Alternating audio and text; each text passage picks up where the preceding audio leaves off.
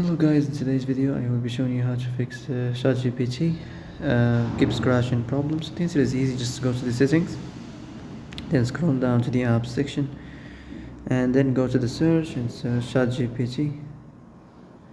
Then go to the storage, and here you will find this clear cache option. Click on it. Now you can go check it if it worked, and if it didn't, you can try to restart your phone or turn the Wi-Fi off and on, or the Bluetooth or the airplane mode.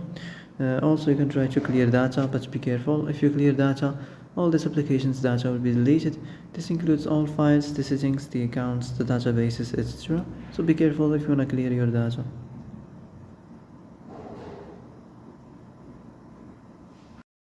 And that's it for today's video. I hope this is the answer you've been looking for.